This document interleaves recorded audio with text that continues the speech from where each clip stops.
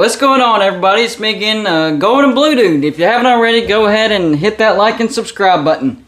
This channel is home of at least one college football video every single day. Another game for West Virginia and pretty much the same story. Statistically, West Virginia should have won this game, but we lose. Kansas State beats West Virginia 34-17. And before the game, I started a live show and my prediction was I was taking Kansas State and I said that they would win by between 14 and 17 points. That's exactly what happened, 34-17. So even though I'm not like Superman like I was last week, I still don't want to disappoint my subscribers and Patreon members and all my supporters. So here you go, enjoy. I'm sorry, Chair, but West Virginia lost again.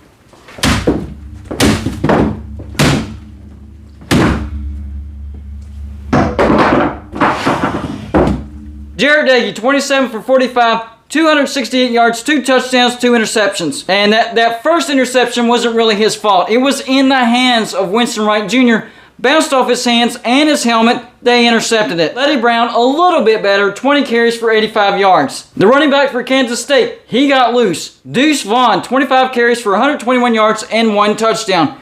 West Virginia had 345 offensive yards. Kansas State, 299. West Virginia, 20 first downs. Kansas State, 15. The story of this game was stupid mental mistakes, especially at the wrong time. You had that stupid interception in the first freaking drive of the game. And if he would have caught that ball, West Virginia scores a touchdown. Nope, bounces off his face mask. Kansas State intercepts, and they score 7 points. Another possession. West Virginia intercepted Skylar Thompson. However, Vandarius Cohen decided to headbutt Skylar Thompson.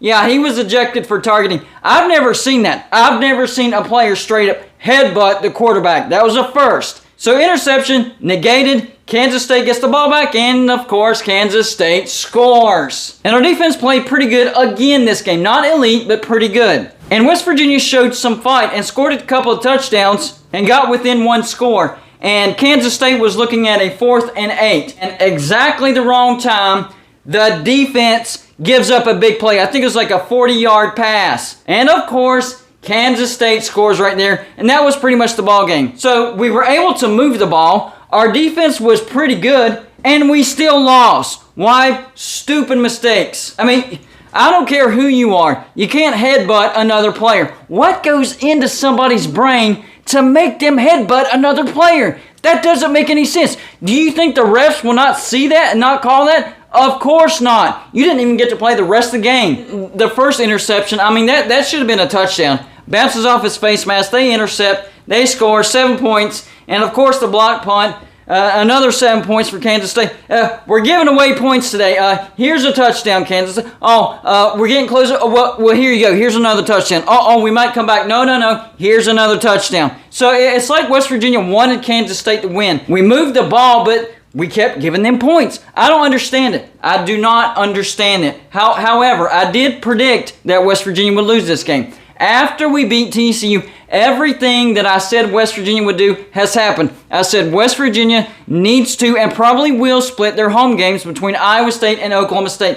That's exactly what we did. We beat Iowa State, lost in a blowout fashion to Oklahoma State. I said we're probably going to get beat by Kansas State. And earlier today, I said between 14-17. That's exactly what happened. However, I also said that West Virginia would finish the season beating Texas and beating Kansas. That's going to happen, guys. We'll finish the season 6-6, get to a bowl, have a great recruiting season to start next year, and I think we'll see big-time improvement.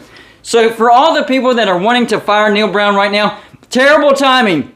Worst decision West Virginia could make. Because what happens when you fire a coach? You go into rebuild mode. Well, if you fire him anytime before the end of next year, you're going to be rebuilding with nothing like what happened when Holgerson left. At least get those kids in here. This is one of the best recruiting classes West Virginia has seen in a very long time. You have to get that recruiting class in before you fire him. Because if you're going to have to go into rebuild mode again, at least have the talent to be able to do it. So let's see what West Virginia looks like next year. And if there's no improvement or maybe just a smidge, not very much, then it might be time to start thinking about moving on from Neal Brown. And if we do need to move on from Neal Brown, at least we'll have some pretty good talent to rebuild off of. You don't want to start looking like Texas where you fire a coach every 3 years. Rebuild, rebuild, rebuild, rebuild. And West Virginia definitely does not have the recruiting talent to do that, to keep cycling through coaches, and hopefully this is the coach.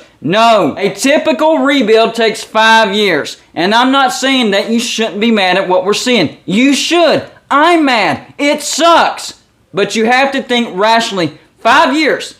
That's how long it takes to do an actual rebuild. And I will say this, shame on all you so-called West Virginia news outlets when you trash Neal Brown and you trash the West Virginia football program. You're supposed to be for West Virginia, not against them. Stop trying to stir the pot and make everybody mad. Guess what? I mean, I understand. Fans are mad. I'm mad. But we don't make the decisions. It's the administration. But all you're trying to do is trying to create friction between the administration and the people. Shame on you. You have no idea what you're talking about. You act like you know more football than what the administration and the actual coaches know. You don't. So stop trying to stir the pot and act like you're a know-it-all and you know what West Virginia needs to do and they need to fire Neal Brown and we can get a great coach and we're going to win national. Be quiet. You don't know what you're talking about. Stop trashing West Virginia University and start trying to help lift up the players. They need our support. They don't need our bashing and our trashing right now. Shame on you. And this next full recruiting class, Neal Brown's first full recruiting class, is a really good one. So that's actually a really good sign. We have to get those kids in here, see how we do next year, and then move on from there. I think the problem with this year, including myself, is we got our expectations too high. Last year we overachieved. Our defense was elite. We lost pretty much all of our playmakers from that elite defense. And, you know, we thought we would maybe take a mild step backwards, which we have, just a mild, and that our offense would take a major step forward. It hasn't. And then, so that set our expectations towards an 8-4 or a 9-3. Well, that was just simply unreasonable. Now, next year, we'll have a bunch more talent, and I think we can take a bigger step next year. Now, if that doesn't happen next year, that's when you start thinking about firing him. So hold on tight, guys. We're going to finish the season 6-6. We'll get to a bowl, see who we get matched up with, and try to win that bowl, and then try to build off that. Now, the biggest thing in the offseason is we need an offensive coordinator. That's what we need to go after in this offseason. I think Neal Brown is a pretty good coach. He has a great recruiting class next year. Defense is solved. The issues we had with defense under Holgorsen, that's solved. So now we need to focus on getting an offensive coordinator. That's the biggest problem. Offensive line not looking great. Running attack non-existent this year. Last year it was our strength. This year it's non-existent, and that's why it looks like we're taking a step backwards. So we have to get the offensive line figured out. That way we can run the ball better and give the quarterback better protection. And everybody that's wanting to start Garrett Green, guys, that's not the answer. He doesn't go through his progressions, and he's a little fumble prone. Whether you like it or not, Jarrett Doege is the best option that gives us the best chance of winning. I know it sucks, but it is what it is. Now, I do think that Garrett Green should be sprinkled in there more to try to keep the defense more honest for that rushing attack. Because even if the offensive line breaks down, maybe he can avoid some pass rush and create a play out of a broken play. That might help. But starting, not the answer. So yes, I truly believe that West Virginia will beat Texas at home. Texas is a terrible team. They're 4-5. They just got blasted by Iowa State last week, 30-7, who we beat. We get Texas in Morgantown. That's going to be a win. And then we'll go on the road and beat a bad Kansas team, get to a bowl 6-6, and we'll see what we can do in a bowl. But there is hope.